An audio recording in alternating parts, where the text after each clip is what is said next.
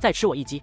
一掌之后，楚风紧接着又是一掌，这一次的白虎攻杀术比先前还要强横许多。而本就身受重创的赵氏老祖，自然无法抵挡楚风这一击，所以他赶忙高声呼喊：“姬氏，刘氏，速来救我！”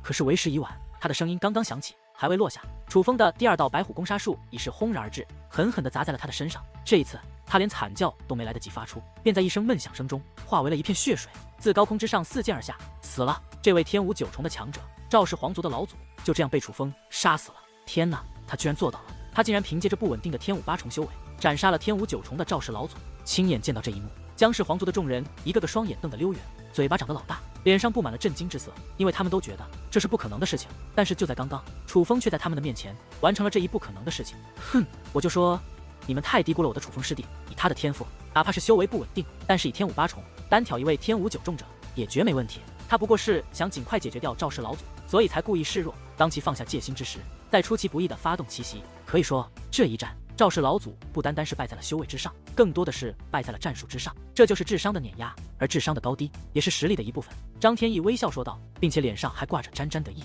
就犹如击杀了赵氏老祖的人是他一样。看来我们真的是低估了楚风。听闻张天翼的话后，所有人都对楚风刮目相看，万万也想不到，还只是17岁的楚风，战斗经验竟会如此丰富，竟然用战术快速地击杀了年龄过百的老祖级人物。老祖，你杀了我族皇主，又杀了我族老祖，我跟你拼了，我要宰了你！这一刻，赵氏皇族的族人暴怒无比，在皇主被杀之后，连老祖都被斩杀，他们这是疯狂了。于是乎，只见皇朝之内，所有赵氏皇朝的强者，在阵阵怒吼声中，夹带着那浓郁的杀气，向楚风围杀而来，来得正好。然而，对于那围攻而来的赵氏族人，楚风却只是回以大笑，随后单手握拳，修罗鬼斧这件骑兵便再次浮现而出，在他的舞动之下，化作道黑芒，黑芒所过之处，空间颤动，虚空碎裂，接触之人不是化作血水，就是化作血雾，或者被硬生生的斩成4分5裂。连皇主都被楚风一击斩杀，连老祖都不是楚风的对手，又何况是这群赵氏皇族的高手？这样的所谓高手，对于此刻的楚风来说，多少都白费。只是眨眼间的功夫，赵氏皇族派来的高手便被楚风斩杀大半，那些心生恐惧想要逃脱的人，也都被姜氏皇朝的强者所截杀。这小鬼好凶狠的手段，不仅实力强横，心智也是远超同龄之人，日后必成大器。想不到姜氏皇朝竟出现这样一个人物，看着那大开杀戒却连眉头都不皱一下的楚风，即使老祖感到阵阵不安，因为这样的人物是朋友那再好不过，若是敌人那就后患无穷。而眼下楚风所与他们的关系显然是后者。小鬼，你叫什么名字？而与此同时，刘氏老祖也是被楚风的所作所为所震慑，竟然开口询问起楚风的大名。楚风。楚风高声回道：“楚风，你不是姜氏皇族之人？”刘氏老祖吃惊地问道：“我的确并非姜氏皇族之人，但我却是九州大陆的人。”楚风微笑回道。听得楚风的回答，姬氏老祖则是面容转喜，赶忙说道：“楚风小友，今日我们不过是与姜氏皇朝了结当年的仇怨而已，这件事本就与你无关。不如这样，只要你不插手今日之事，我姬氏皇族与刘氏皇族便承诺给你20万颗天珠，不知如何？”什么20万颗天珠？听得此话，姜氏皇朝之人皆是不由倒吸了一口凉气，与此同时，脸上也是涌现出担忧之色。20万颗天珠，这可是一个巨大的数目。试问将他姜氏皇朝的所有财产变卖，也只能够换得10万颗天珠而已。而眼下2座皇族竟然拿出20万颗天珠，他们真是想不担心都不行。毕竟如今楚风是解救他姜氏皇朝的唯一希望，若是楚风受到利诱，答应不管此事的话，那么他们姜氏皇朝必然灭亡。20万颗天珠，你们可真够大方的。不过你们也未免太看不起我楚风了，我楚风岂是那种见钱忘义的人？然而令姜氏皇族众人欣慰的是，楚风却想都没想便一口拒绝。不得不说，这一刻姜氏皇朝上上下下数万族人对楚风的好感从很好提升到了极好，甚至到了崇拜的地步。楚风小友，你的意思今日之事非要插手不可了？这一刻姬氏老祖见没道理，眼中涌现出一抹杀气。话别这么说，其实我楚风只是想与你们2人单独切磋一下而已。姬氏老祖可否赐教？楚风对着姬氏老祖拱了拱手。听得此话之后，姬氏老祖却是突然仰天大笑起来，笑了好一阵后，才对楚风说道：“你这小鬼可真是打得一手好算盘，以我等儿子要挟于我等不能出手，然后又以切磋为名与我等单打独斗，你是不是准备将我斩杀之后，再与刘氏切磋，将他斩杀之后，再将我的儿子和他的儿子以及我2族的所有人斩杀？”对于姬氏老祖之话，楚风并未回答，而是笑着看向刘氏老祖，说道：“刘氏老祖，你放心，只要你在我与姬氏老祖切磋之时不插手，待切磋结束之后，我定然放了你的儿子。”这听得楚风之话，刘氏老祖神情一阵变幻，犹豫好一阵后才说道：“你此话当真？刘氏，你千万不可伤了他的当。现在你我必须联手对付于他，否则若是我姬氏灭了，你刘氏也绝对无法逃脱。”见刘氏老祖竟然动摇，姬氏老祖赶忙卖力的劝解起来。可是我不能置我儿子的生死于不顾。见状，刘氏老祖则是满面无奈地对着姬氏老祖说道：“你的儿子这么多，难道还差这个吗？”姬氏老祖吼道：“当然差，这可是我精心培养多年、最优秀的儿子。”刘氏老祖回道：“你。”姬氏老祖被气得不轻，连说3个你字之后，才稳定住情绪，说道：“刘氏，你可真是糊涂啊，太糊涂了！你一个儿子的命，难道比你刘氏皇族数万族人的命还值钱，比为先祖复仇的使命还重要吗？”这一刻，刘氏老祖再度陷入了沉默。刘氏，不要再犹豫了，皇主没了，还可以再培养；要是皇族没了，就什么都没有了。难道你想成为刘氏皇族的千古罪人吗？如今赵氏那老东西已死，赵氏皇族的高手也尽死。如果我2人合力，再将这姜氏皇族也灭掉，当好2族的产业和地盘，我2族可以平分。你只需舍弃这一个儿子，不但能保住刘氏皇族，还能成为刘氏皇族的前所未有的大功臣，后代都会以你为榜样，视你为英雄。见刘氏动摇，姬氏老祖急忙继续劝道：“父皇，动手吧，为了我刘氏族人，牺牲我一人又何妨？”就在这时，那被姜恒远挟持的刘氏皇主竟然也大喊起来：“刘氏老祖，听我父皇的吧！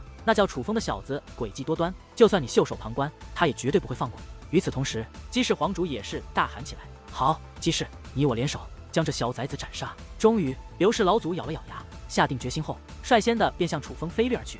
哈哈，刘氏，这就对了。见状，姬氏老祖更是大喜，也不犹豫，紧随其后的跟了过去。也罢，那我今日就以1敌2，与你2人切磋。不过姬氏族人和刘氏族人听好了，在我与你家老祖切磋之时，切莫对姜氏皇族之人动手，否则你家皇主人头不保。楚风并未惧怕，而是高喝一声之后，便手持修罗鬼斧，与2位老祖站在一处。起初见到2位老祖动手，姜恒远本准备第一时间动手将2位皇主斩杀，但是听到楚风之话后，他犹豫了一下。而见那本跃跃欲试，却因楚风的一番话而没有动手的2族高手，姜恒远则是彻底打消了斩杀2位皇主的念头。楚风还真是厉害，这般心智，连我也是自愧不如。这一刻，姜恒远对楚风佩服不已，因为楚风实在是太机智了。虽说以2位皇主威胁2位老祖失败，但却又话锋一转，用2位皇主威胁住了2族大军。而若不是楚风突然开口，姜恒远将2位皇主斩杀的话，那么在楚风迎战2位老祖之时，2族大军肯定也会与姜氏皇族拼命。以姜氏皇族现在的情况，只与1族交战还有优势，但独占2族定然劣势。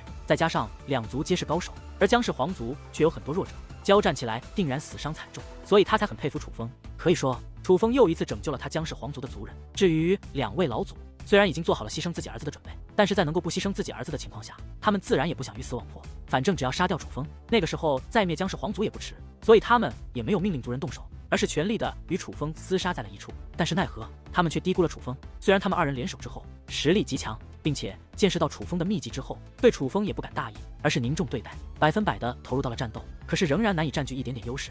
哈哈，楚风你这小子真不错，本女王越来越欣赏你了，竟然能够凭借这么不稳定的气息，与这2个老家伙战得不分上下。待在楚风体内的蛋蛋也是为楚风的战力而感到惊叹，因为他最能够了解到楚风此刻的修为有多虚。准确的来说，此刻的楚风根本谈不上真正的天武八重，并且这些从黄脉附身中得来的力量极其不稳定，从某种角度来说，严重的影响了楚风的战斗力。这也就是楚风若是换作是常人，别说这般战斗，甚至会因为这股力量而危及性命。所以蛋蛋才这般惊叹，因为是楚风将这种不稳定的力量给稳定到了极限。楚风的掌控力让他不得不惊叹：恒远前辈，我可以拖住这2个老东西，你趁现在快将皇族的优秀小辈转移出皇族。突然，姜恒远神情一变，他竟然收到了楚风的传音。而收到传音后，姜恒远也不怠慢，赶忙暗中开始安排此事，想在神不知鬼不觉中将皇族优秀的小辈转移出去。但是如今皇朝内已经还有刘氏和姬氏2族的人，想在这种情况下将小辈偷偷转移出去，不是不可能，但却需要很长的时间。起初，姜恒远还很担心时间来不及，但是令所有人想不到的是，楚风与这2位老祖一战，竟是足足10天10夜，10天10夜的惊天大战，震惊了在场的所有人。因为2位老祖的攻势异常猛烈，这种战斗可谓是极其消耗体力。不得不说，10日下来，2位老祖的体力也是被消耗了不少。但是相比于他们2位，楚风就更是面色惨白，气息越来越弱。如果说换作是正常的时候，别说10天10夜，哪怕就是再来10天10夜，楚风也不至于这般，精力绝对比2个老头充足。可是现在，楚风毕竟是借来的力量，并且还是极其不稳定的力量。这种情况下，楚风能够坚持10天10夜，绝对堪称奇迹。突然，天空中又是一声炸响，与此同时，一道狂暴的能量涟漪也是呈圆形扩散开来，所过之处，空间皆是一阵扭曲。这样的轰鸣，在这10日之内，可以说是响彻过无数次，但是这一次却格外引人瞩目，因为这次轰击之后，楚风终于因体力不支而避闪不及，被余波击中，从空中跌落了下来。楚风见状，姜恒远赶忙身形一纵，将楚风接到了怀中。而将楚风抱入怀中的一刻，姜恒远顿时神情一变，因为他能够感觉到此刻的楚风有多虚弱，当真是虚弱到了极点，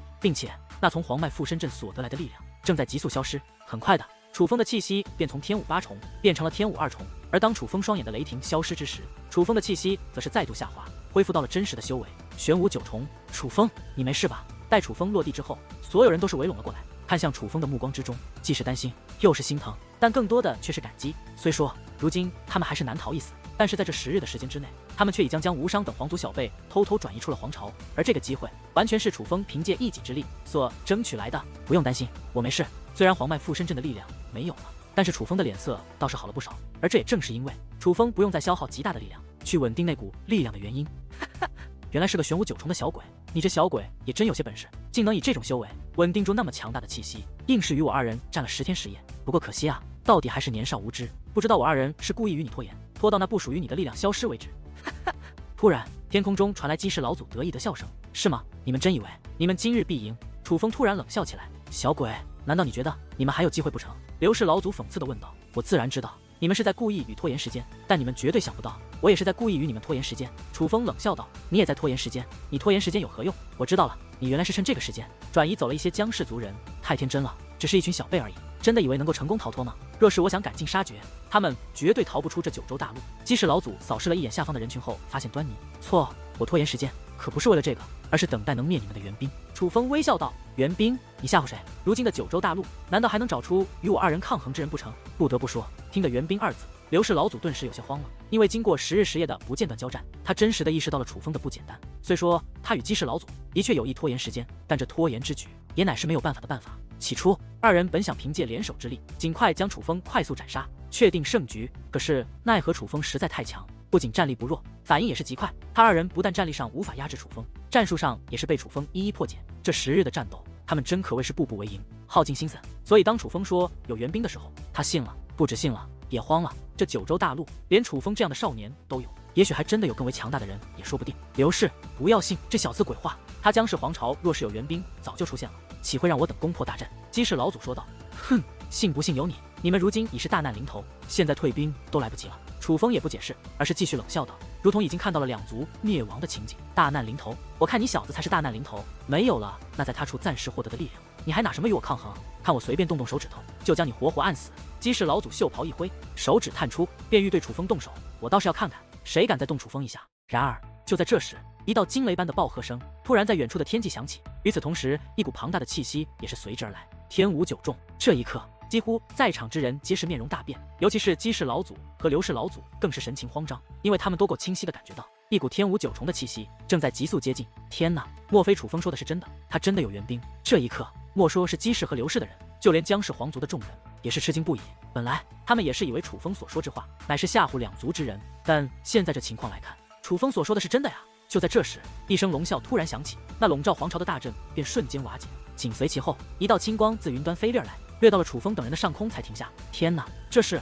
然而当见到那道青光的原型之后，所有人都是不由倒吸了一口凉气，因为此时此刻出现在他们上空的乃是一条巨大无比的青龙。这条青龙最为青色的气体所凝聚而成，但是那龙鳞、那龙爪、那霸气的神态，简直就是栩栩如生，与真龙相差不多。而在那青龙的头顶，则是站着两道身影，其中一位，在场的很多人，九州大陆之人都认识，乃是楚风的大哥，天武八重的强者妖猴王。而在妖猴王的身前，还站着一位白发苍苍、手拿拂尘、身穿道袍、气质脱俗的老人。你是何人？见到这位，姬氏老祖也是眉头紧皱。虽说同为天武九重，但他却在这位老者的身上感受到了一股威胁感。对方的修为很强，已经无限的接近了五军境，是即将踏入五军的存在。对于姬氏老祖的问话，青袍老者则是挥了挥手中的拂尘，随后微笑道：“老夫行不更名，坐不改姓，青龙道人是也。”青龙道人，听的这个名字，人群之中顿时掀起了一场轩然大波，所有人都重新打量起那站在龙头之上的青袍老者，就连姬氏和刘氏的人也是眉头微皱，眼前一亮，因为青龙道人这个名头实在太响了，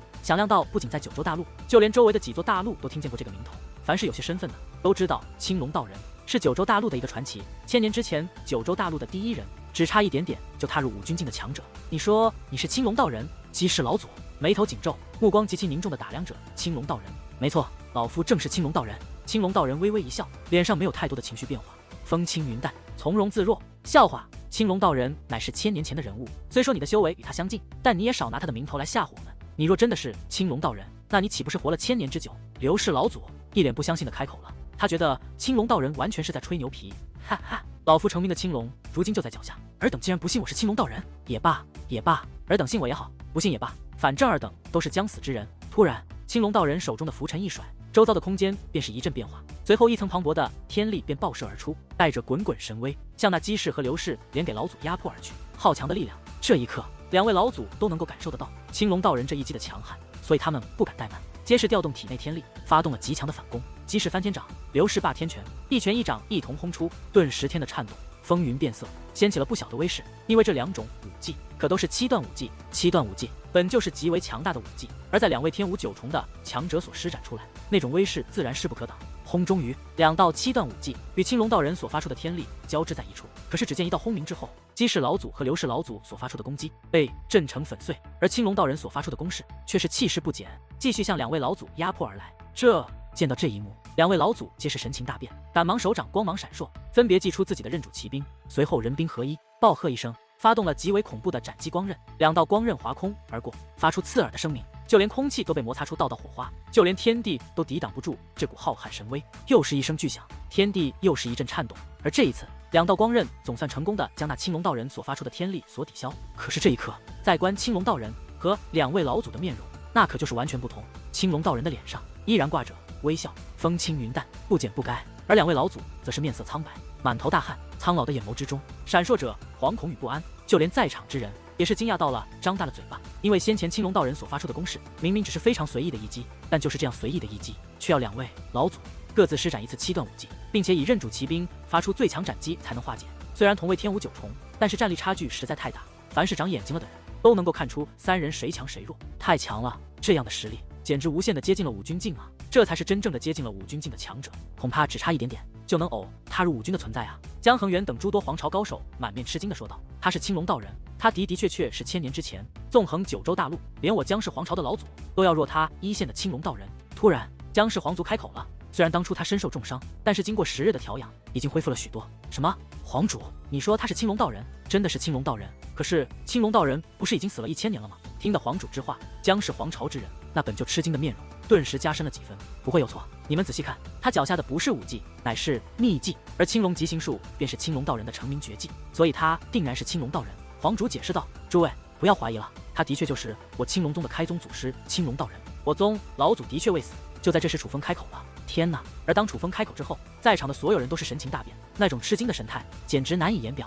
因为楚风乃是青龙宗的人，他说的话绝对可信。1000年前的9州大陆第一人居然还活在世，这个消息实在是太过震撼，一时之间人们根本无法接受这一事实，所以所有人都被惊呆了。快撤！就在这时，姬氏老祖突然大喝一声，随后身形一转，便急速地向远处飞遁而去。该死！与此同时，刘氏老祖尽管有所不甘，但也是赶忙转身向远处逃遁。见到两位老祖都逃了，那两族的高手自然也是不敢怠慢，纷纷施展出最强的身法武技，急速逃窜，生怕跑得慢了会葬送在这可怕的青龙道人手中。而看着那落荒而逃的众人，青龙道人却是微微一笑，虽并未追赶，但眼中的杀机却是不由得增强了几分。青龙道人不会让他们活着离开，但却不急着追杀他们，因为具有青龙疾行术这一秘技的他，想追赶的话，那两族之人没有一人能够逃脱他的手掌心。不对，可是突然之间，青龙道人却是神色一变，因为他发现两族人马，无论是皇族族人还是带来的界灵亦或妖兽，皆已逃遁，但是却有一辆由数只妖兽拉着的战车停在半空。那战车之上是一座小型宫殿，他以精神力查探，发现宫殿外部有结界，无法观之。另外，那拉着战车的几只妖兽面目狰狞，身体扭曲，却只能停在原地，身上不断有紫色的符咒光华闪烁。这说明不是他们不想逃，而是他们实在无法逃走，因为他们的身上已被附加了束缚结界，将他们束缚在了半空。青龙前辈，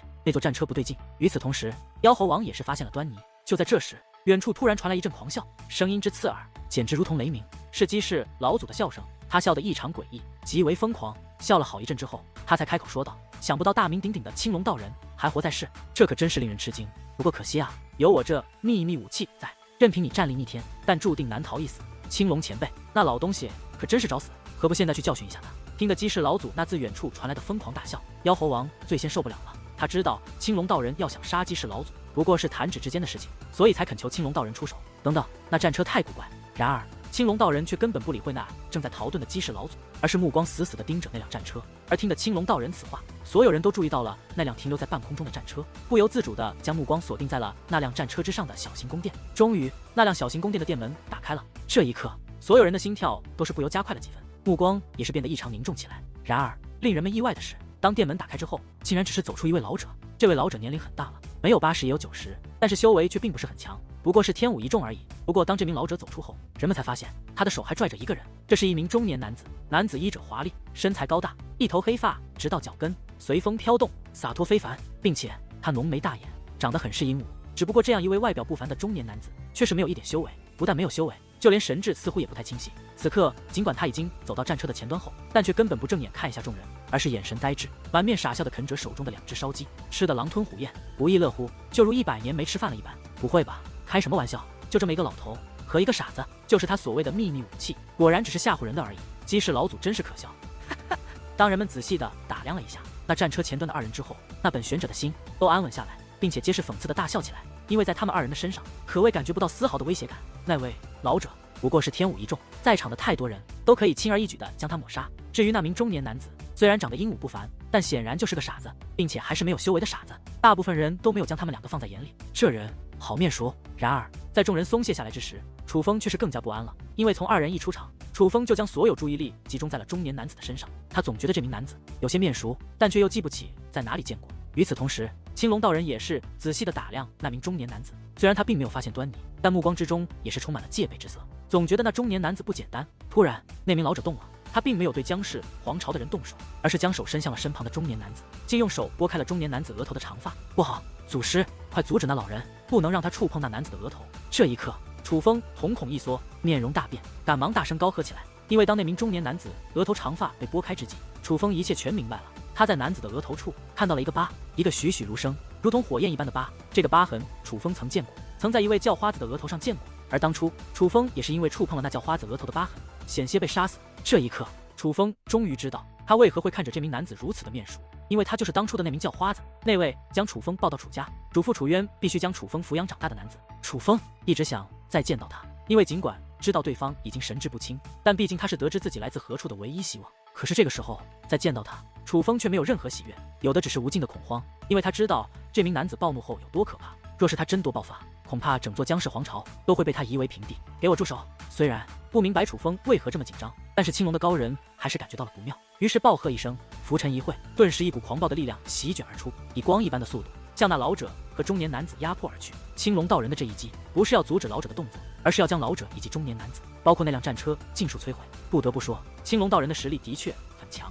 几乎在那老者的手掌将要接触男子额头疤痕的瞬间，他的攻击已是轰然而至。在那刺耳的轰鸣之后，那辆战车所在的天地顿时陷入了一片混沌，一层又一层的狂暴涟漪不但肆意开来，不但将虚空震得裂痕累累，就连大地之上的连绵建筑也是被轰成粉碎。青龙道人的这一击太狠了，哪怕姜氏皇朝的一些人也受到了牵连，葬生在了其中。而这也更加说明了青龙道人的紧张，他的确是在中年男子身上感受到了威胁，也意识到老者的举动有危险，所以这一招才打得没有分寸，伤及无辜。因为他刚刚的一瞬间只想制止老者的举动，消灭掉这2个不安的隐患，根本没有考虑到那战车下方之人的安危。可就那层层涟漪还在扩散之际，突然一股狂暴的飓风席卷开来，这飓风实在太过猛烈，竟在瞬息将那恐怖的涟漪吞噬，而很快的飓风也是消失。这一刻，那几乎破碎的天空再度恢复了宁静。与此同时，一道身影也是浮现而出，出现在了众人的视线之内。此刻的中年男子踏空而立，长发舞动，双眼已没有了之前呆滞，取而代之的是2道不断升腾的怒火。那双满是怒火的双眼实在太过可怕，可怕到人们只看一眼便自心底深处延伸出一抹浓郁的恐惧，席卷全身各处。糟了！虽然祖师的一击成功的抹杀掉了那老者，甚至将那几只妖兽和战车都抹杀的残渣不剩，但却也彻底激起了此人的怒火。这一刻，楚风眉头紧皱，因为他可是见识过这人疯狂之时有多恐怖，也曾听楚渊说过此人掌握的实力有多恐怖。此时此刻，正是此人实力尽显、疯狂之时，他们这些人恐怕要大祸临头。祖师，此人你可敌之？眼见那名中年男子已经怒火冲天，很可能马上就要大开杀戒，楚风只得将目光投向了上方的青龙道人。毕竟这种时刻，青龙道人是唯一一位能与那中年男子抗衡的存在，而此刻的青龙道人则是眉头紧皱地盯着那中年男子，最终无奈地说道：“此人之强，深不可测，我不绝非他的对手。”什么？连青龙道人都不是他的对手？怎么可能？比青龙道人还强的话，那他是什么境界？难道说此人是一位5军境强者不成？而听得青龙道人的话后，在场之人皆是满面恐慌，惧怕不已。尽管他们在中年男子身上感受到了可怕的威胁，但是中年男子却并未散发出惊天动地的威势，所以在有青龙道人在的情况下，他们尽管恐惧，但却也并未太过担心。但是这一刻，当青龙道人说连他都不是这男子对手之后，他们却是彻底的怕了。若是连青龙道人都不是此人的对手，那么他们今日不是真的要大难临头了吗？突然之间，天空之中发出一阵刺耳的咆哮，然而那却并非是咆哮，而是风声。在天际之上，以那中年男子为中心，一层层狂暴的风力化作一道道惨白色的狂暴气体，相互交错，围绕着男子不断旋转。这股风力出现之时，那片天空都陷入了一片混沌，空间瓦解，漆黑一片。唯一能够看见的只有那狂风以及狂风中间的男子。此时此刻，男子长衫左右摇摆，黑发四下舞动，双目喷火，俯视大地。终于，他开口了，声音洪亮，字字如雷，厉声喝道：“顺从我者，赐荣华；违逆我者，杀！”当最后一字响起之际，顿时天地震荡，虚空崩塌，本是朗朗白昼，顿时化作混沌乾坤。这一刻，天地之间一片模糊，唯一能够看见的便是那虚空之上的中年男子，唯一能够感受得到的便是无尽的杀气。天哪！世间怎么会有这么可怕的人？这还是人的力量吗？此人太恐怖了，他究竟是何方神圣？看着眼前的一切，所有人都是恐慌到了极点，举手投足改天换地。这种力量，他们何曾见过？这简直已经超出了他们的理解范围，超越了人类的极限。这已经不是人所能做到的了，更像是一个神。尽管那中年男子还没有大开杀戒，但是所有人都是绝望到了极点，因为他们知道，若是此人要杀他们，他们绝对没有逃脱的余地，连这片天地都可被他毁灭，又何况是他们这些卑微生灵？此人之强，无在武君，应在武王。想不到我刚刚重生出世，便遇到这样的绝世强者，死也无憾。这一刻，青龙道人那紧皱的眉头却突然舒展，取而代之的乃是一抹释然。他感受到了这中年男子的强大，强大到让他都是无力抗拒。因为在这位中年男子的面前，哪怕是他也如蝼蚁一般卑微，恐怕对方随便吹一口气，都会将他化为飞灰。男子站立在天际之上，就像主宰天地的君王，而他们的生死也都掌握在这位君王的手中。不行，我不能就这样死，我不能死在他的手中，我更不能让这些人死在他的手中。这一刻，楚风也感受到了死亡的威胁，但他却不甘愿如此，于是他身形一纵，竟然向那中年男子的方向飞掠而去。楚风，你做什么？快回来！尽管此刻天地已然混沌一片，但是在场的很多人却将精神力扩散而出，所以他们能够感觉到楚风正在向那中年男子飞掠而去。对于楚风的举动，所有人都为他捏了一把冷汗，因为那男子实在太恐怖了。楚风这样飞掠而去，不是自寻死路吗？可是只要想想先前男子所说之话，再看看现在四周的情况，人们又释然了。反正左右都是一死，他们又何必这般担忧呢？而就在这时，楚风已然飞上高空，距离男子不过1000米距离。可是男子周身有狂风护体，他根本无法靠近。于是楚风扯开嗓子，歇斯底里的大吼起来：“我乃楚风，你要杀我不成？”楚风是在拼命一搏，因为他知道这名男子似乎是有者保护自己的任务。再联想到当初第一次与男子见面的情景，楚风坚信男子还有着一丝理智，也许自己的名字、自己的样子能够唤醒他那一丝理智。楚风，楚风是谁？你又是谁？听得楚风的话后，那中年男子竟然神情一愣，随后将目光投向了楚风所在的方向。怎么，你连我都不认识了？你忘记了你的使命？你忘记了你的任务不成？见男子看向自己，楚风硬是装作一副霸气非常、舍我其谁，宛如他是这男子主人的模样。是你。然而令楚风喜出望外的是，当那男子看清楚风的模样之后，本是双眼喷火的双眼，竟然瞬息变得恐慌无比，满是杀气的身体竟然瑟瑟发抖。只在这一瞬间，混沌的天地开始变化，很快恢复了之前的朗朗白昼。而这一刻，所有人都能够看清眼前的一切，这是怎么回事？看到此刻天空的情形，所有人都是不由大吃一惊，因为他们惊愕地发现，楚风正在一步一步地向男子接近，而那先前还气势非凡的男子，此刻竟然半跪在半空之中，双手抱头，自言自语，如同很是惧怕楚风一般。不要杀我！你要我做什么，我都答应你。不要杀我！男子起初抱头自语，而发现楚风靠近之后，竟然开始磕头作揖。这一刻，那本就吃惊不已的人们彻底傻眼了。这究竟是他娘的什么情况？这位强到可以改天换地的强者，竟然在向楚风求饶？莫非这男子认识楚风不成？这一刻，青龙道人以及姜氏皇主等人皆是眼前一亮。他们想了想楚风先前所说之话，再看看此刻男子的反应，唯有能够想到的就只有一个结果，那就是这名强大到如神一般的男子一定认识楚风。此时此刻，姜氏皇朝的数万族人都举目观望，看着天空的一幕，他们一个个目瞪口呆，瞠目结舌，一张张脸上彰显着各种震惊之色。楚风认识这位恐怖的男子，二人究竟是什么关系？看男子的模样，似乎很是惧怕楚风。究竟是男子疯癫至极，还是说这其中真的有着怎样的隐情？对于其中的种种，人们猜测不定，但不管怎么猜，他们也无法确定二人的关系，所以他们只能注视天空中的二人，因为在那里也许会得到他们想要的答案。放过我，我知道错了，我不该闯入你的领地，我不该打扰你的安宁，求你给我一次机会，求你放我一条生路，无论你要我做什么，我都答应你。实力恐怖的中年男子半跪在半空之中，不断地对着楚风叩头求饶，偶尔他也会偷偷看楚风一眼，而每当看过楚风之后，他的神情便显得更加恐惧，就连身体都开始瑟瑟发抖。见到这一幕，楚风心惊不已，因为楚风不是傻子。联想到当初楚渊对自己所说关于这男子的事情，再看到这男子此刻的表现，楚风已然猜到事情的一二。这男子应该不是他家族的人。这男子应该是做过什么错事，得罪过什么人。那个人有着杀死男子的实力，有着让男子畏惧的气魄，但那个人没有杀死男子，而应该是给了他一个活下去的机会。这个机会是一个任务，那就是保护楚风。至于那个人是谁，如今楚风的心中自然有数。若他的猜测成立的话，那么那个人就定然是他的父亲，因为这名男子看到楚风的面容便会如此惧怕，这说明他怕的不是楚风，而是怕一个与楚风长得很像的人。而能与楚风长得像的人，便唯有楚风的亲生父亲。不过此刻楚风没有时间去想太多，他最想做的就是抓住这恐怖男子的弱点，他必须控制住这名男子。你可记得我交给过你一个任务？突然楚风开口问道。任务？听得此话，男子先是一愣，随后又赶忙点头。记得，你要我保护一个孩子，那个孩子叫什么？楚风追问道。叫什么？叫男子神情闪烁，有些慌张。不过想了一会后，他的面容总算拨云见日，由慌转喜，说道：叫楚风。你说过这个孩子必须叫楚风，不能叫其他的名字。那么你有一直保护这个孩子吗？楚风继续追问道。我。听得此话，男子彻底慌了，刚刚转喜的脸上顿时涌现出无比的恐惧，赶忙再度对楚风磕头求饶道：饶命！哼，我父亲交给你的任务，你竟敢如此不尽职，你就不怕他动怒抹杀于你吗？楚风冷声喝道，霸气非凡，如同眼前的恐怖男子真的是自己的仆人一般。父亲，你是？听得此话，男子脸上的恐惧有所缓解，但看着楚风的目光仍然满是畏惧。我就是楚风，是你应当保护之人，但你实在是太不尽职了，不但没有遵守诺言，守护在我身边，竟还帮着我的敌人来对付我。楚风厉声喝道：敌人在哪？我要杀了他！杀了他！听得敌人二字，中年男子眼中顿时涌现出2道火焰，先前的恐怖杀气再度浮现，只不过这一次却明显不是冲着楚风等人。载我而行，我带你去将他们屠之。楚风以命令的口吻说道。遵命。而对于楚风的话语，那恐怖男子不但没有丝毫的违抗，反而尊崇无比。说话之间，他意念一动，一层耀眼的金芒便自其额头浮现而出，瞬息将楚风笼罩。在将楚风笼罩之后，那金芒又一阵变化，竟再化为一道金色的座椅。这张椅子精致非常，甚至还刻画着龙凤的图案，极其漂亮。最主要的是，这金芒散发着坚不可摧之感，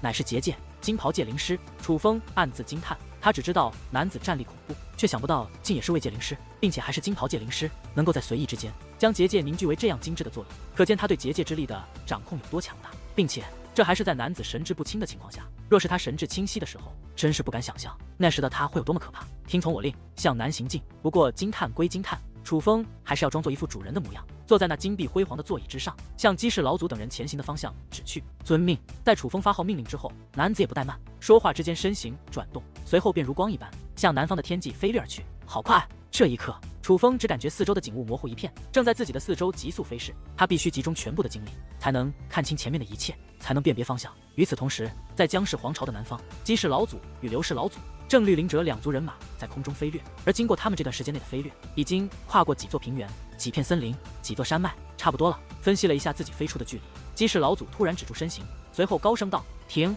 而在他的一声令下，2族之人也是依次的止住动作，停在了半空之中。姬氏，那秘密武器究竟是什么？竟然连我等也要逃到这么远？刘氏老祖不解地问道。他实在很是好奇，那个秘密武器究竟是什么？刘氏，这武器可不简单，你应该听说过，在前段时间，朝韩大陆出现过一场天灾吧？姬氏老祖笑问道。你是说那场覆盖了连绵山脉的天降大火？提及此事，刘氏老祖的目光顿时一变，神情变得古怪起来，因为他很清楚地知道这件事，知道在姬氏皇朝统治的朝韩大陆最浩瀚的一座山脉之中，驻扎着3座强大的宗门。不过前不久，那浩瀚的山脉却突然出现异常大火，3座宗门内的所有人全部丧生。最主要的是，这场大火并非山中林木所燃，因为对于强大的修武者来说，普通的火焰很难伤害到他们。而那场大火不但将山脉内的所有生命抹杀，甚至至今依然在升腾。那片区域已经成为了禁区，没有人可以踏入，因为凡是靠近那火焰者，无论修为多么强大，都必然被其炼化。所以那场恐怖的大火被视为天灾。而看着刘氏老祖那古怪的神情，姬氏老祖则是得意一笑，说道：我这秘密武器便是那场天灾的制造者。天灾制造者？你这话是什么意思？听得此话，所有人都是大吃一惊。也就是说，那场天灾并非偶然，并且那场天灾的制造者如今正在那姜氏皇朝之内重现天灾。姬氏老祖说道：重现天灾究竟是怎么回事？难道说那天灾是人为的，并且那个制造出天灾的人就在那辆战车之中？刘氏老祖猜出了答案，但是这个答案实在太过令人震惊，震惊到让他自己都不敢相信这是真的。没错，你猜对了。对于刘氏老祖那闪烁的目光，姬氏老祖得意地笑了笑。怎么可能？若是真有那样的强者存在，定然是武君境的人物，那样的人物岂会听你的命令？刘氏老祖表示质疑。哈哈，这你就不用操心了，你只需知道他天下无敌，并且将会为我所用。这姜氏皇朝不过是第一个试验之地，但绝对不是最后一个。只要有他在，我姬氏皇族将天下无敌，所向披靡。先从附近的几座大陆开始，随后征服万千大陆，最终依了祖先之梦，杀回东方海域。那个时候，我姬氏皇族不仅仅是朝韩大陆的主宰，而是东方海域，是整个东方的主宰。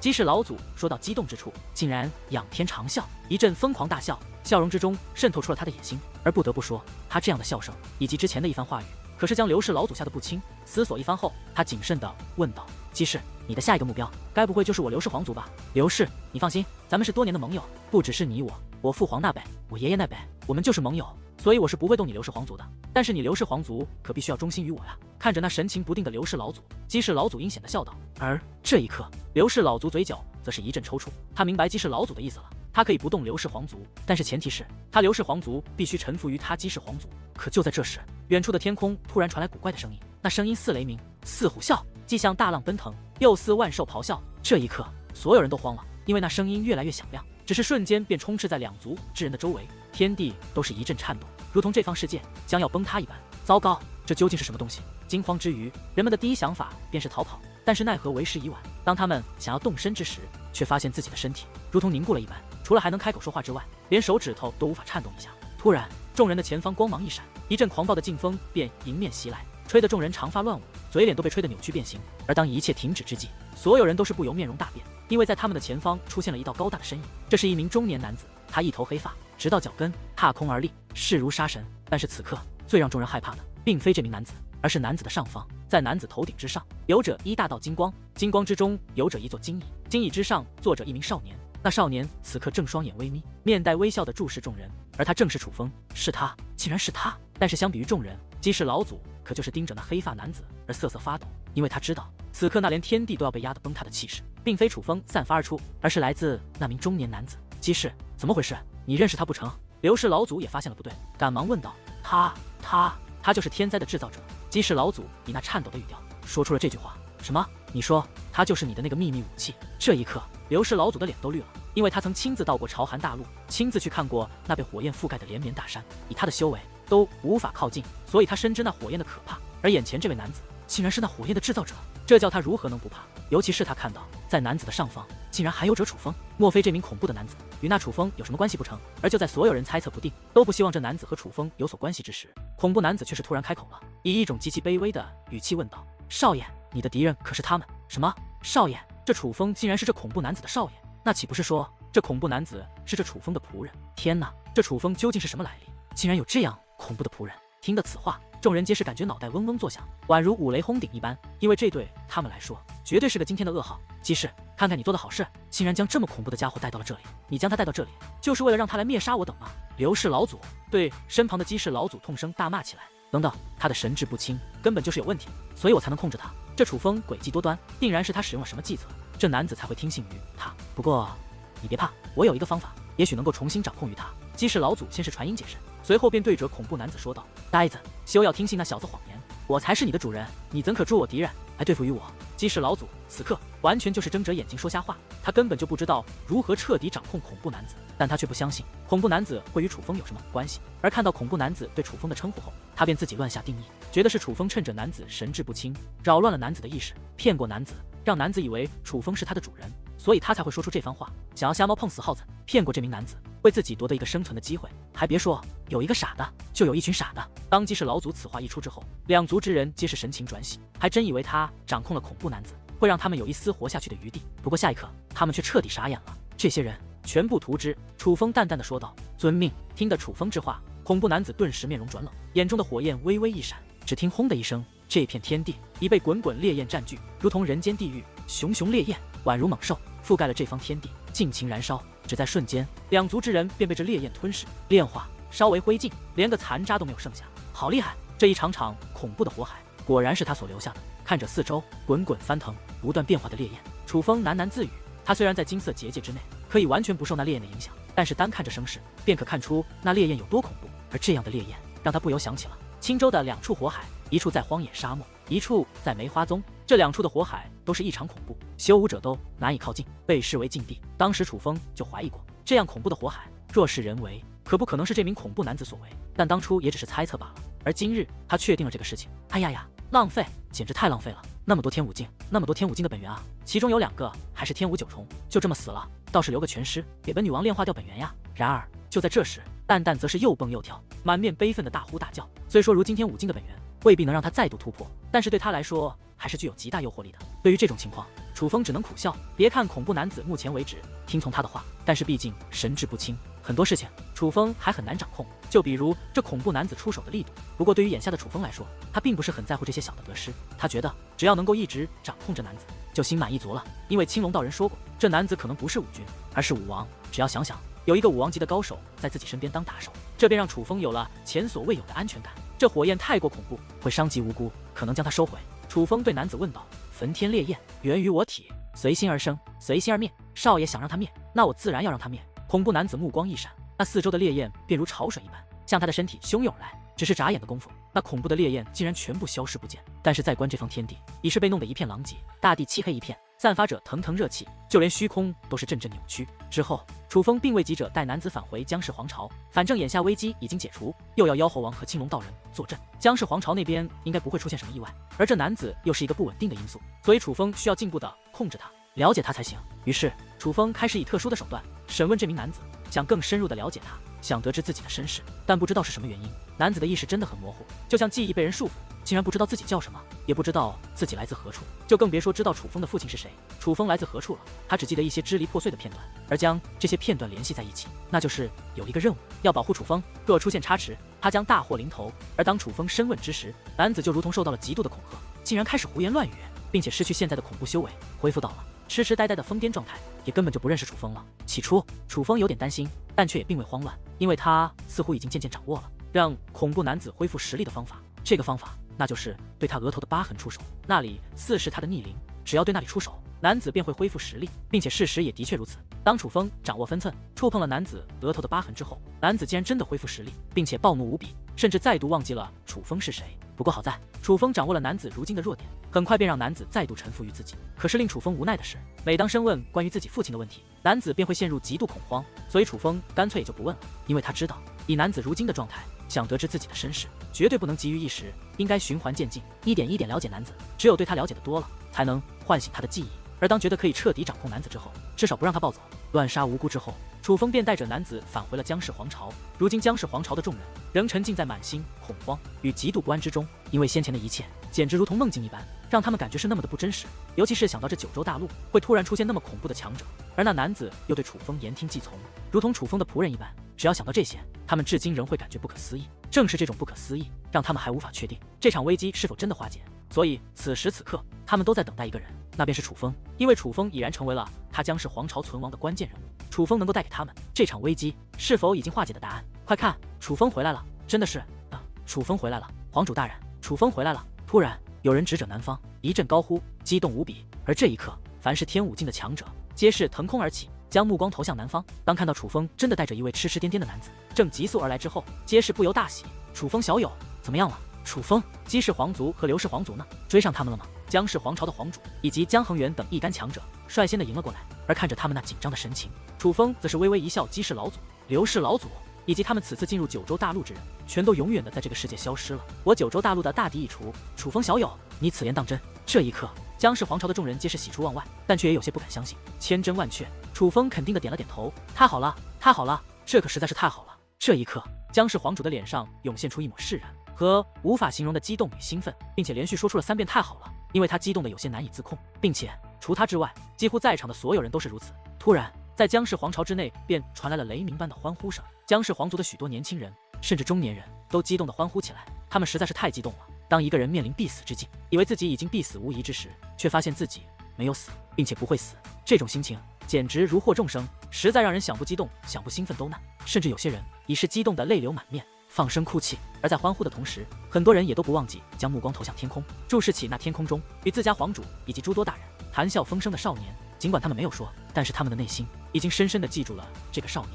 是这个少年拯救了他姜氏皇族，想不到最终救了我姜氏皇族的人，真的会是他。江以你看着天空之上与自己父皇交谈的楚风，一双美眸闪烁不定，满是说不出的滋味。而除了江以你外，皇族的很多小辈可就表露得很是明显，他们不仅仅对楚风感激，有的更是崇拜，甚至一些年轻的年轻少女美眸之中已然闪烁出些许心动。他们已经被楚风的过人表现所彻底征服，但是他们却只能够将这份心动藏在心底，因为楚风的强大，他们已是亲眼所见。尽管他们出身不凡，乃是皇族血统，可在一个如此优秀的少年面前，他们也难免会感到自己不足，觉得配不上楚风，于是不得不将这份心动转化成单纯的仰慕。楚风小友，这次可真是亏了你了，我替我皇族的所有族人向你表示谢意。突然，姜氏皇主对楚风施以大礼，多谢楚风小友拯救我姜氏皇族。与此同时，姜氏皇主身后的所有强者更是直接半跪在空，对楚风施以叩拜大礼。在关下方，姜氏皇朝的数万族人，无论男女老少，竟然全部跪了下来，满面真诚地对楚风诉说着谢意。换作之前，哪怕是楚风拯救了他姜氏皇族，但以姜氏皇族的高傲，也只会感谢楚风，绝对不会这样跪拜楚风。但是现在不同，因为楚风之前与恐怖男子交谈的一幕，他们亲眼所见、亲耳所闻，已经大概地得知了一些事情。楚风的背景绝对不止表面这么简单，他应该有一个强大的后盾，有一个强大的父亲。至于他的父亲有多强大，强大到了那位能够毁天灭地的恐怖男子也是非常惧怕他的父亲。对于这样的楚风，他们也是不敢不敬。皇主大人，千万不要这么说，诸位前辈快快请起。见状，楚风则是有些不好意思了，于是赶忙上前制止，随后对姜氏皇主说道：“我楚风乃是九州大陆的人，帮助九州大陆驱赶外敌，本就是我的分内之事。何况我与你的儿女关系不错，于公于私，这都是应该的。”对于这样的楚风，姜氏皇主也不再客套，而是面带微笑，将楚风以及青龙道人等人邀请进姜氏皇朝尚存的恢弘宫殿内休息，而姜氏皇朝的危机也就此化解。楚风也成为了拯救姜氏皇族的英雄。但是事情并没有就此结束，在危机化解之后，姜氏皇主便赶忙将所有高手召集在一处，开了一场紧急会议。这个会议不仅有姜氏皇朝的顶尖强者，还有青龙道人、妖猴王以及楚风，甚至那位神秘男子。只不过这位神秘男子如今已经不能用恐怖来形容，因为此刻的他坐在楚风身旁，正在大口大口地啃着猪蹄，吃着羊肉。这一刻的他与恐怖已然不沾边，就算你打他脸，他都不会理你，所以用疯癫和吃货来形容更为贴切。青龙前辈，楚风小友，那刘氏、姬氏、赵氏三族此次来攻打我姜氏皇族，可谓是出动了最强战力。如今他们的战力尽数陨灭，也就是说，如今这三座皇族皆如空城，一攻即破。说实话，对于他们三族所掌控的大陆，我并无兴趣。但是他们三族当初与我姜氏一同来到这世界之东，这数千年的时间，应该积攒了不少的财富。若是将这三族的财富尽数变卖，换成30万天珠，也未必是难事。相信对于这30万天珠，在座的各位应该都很感兴趣。所以我们应该趁这个时候，分别组成3队人马，攻陷3座皇族，将他们族内的财富掠夺而来。而事先声明，因为此次我姜氏皇朝能够尚存，多亏了楚风小友，所以这3族的财产，我姜氏皇朝分文不取，全由楚风小友和青龙前辈分配。姜氏皇主微笑道：“皇主大人，这样不大好吧？毕竟此次你姜氏皇朝也是损失惨重，需要资源来进行填补。”楚风虽然对那30万天珠很是心动，但是让他独自享用这些，他也有些过意不去。楚风说的没错，反正有3族资源可取，我可代表青龙宗去取赵氏，楚风去取姬氏，而你姜氏皇族便去取刘氏。至于索取多少，那就听天由命，但是无论多少，都归所取之人。青龙道人微笑着开口道：“祖师说的对，我觉得可按祖师的方法行之。”楚风也表示赞同。既然如此，我姜氏皇族也愿意听从青龙前辈的建议。见状，姜氏皇主也不好推脱什么，而只好点了点头。随后，姜氏皇主率领一队人马前往刘氏皇族，青龙道人独自一人前往了赵氏皇族。至于楚风，则是与那神秘男子同行，独自前往了姬氏皇族。他们此行的目的很简单，并非是要对3族赶尽杀绝，而是要霸占他们的所有财富。没有了顶尖高手，又没有了财富资源做支撑，他们3族想要崛起都难，甚至无需楚风等人动手，其他仇敌便会对他们落井下石，赶尽杀绝。而一切也如姜氏皇主预料一般，3族此次来袭，派出了最顶尖的强者，3族已皆如空城。虽然都有强大的守护大阵，但是没有了顶尖强者的坐镇，那大阵也是形同虚设，被3方人马轻易击溃。至于3族的财产，他们连皇族都守不住，又如何能守住财富？自然轻松的被抢夺而来。不得不说，虽然此次大战九州大陆损失了不少强者，但是他们在3族所掠夺的财富足以弥补一切。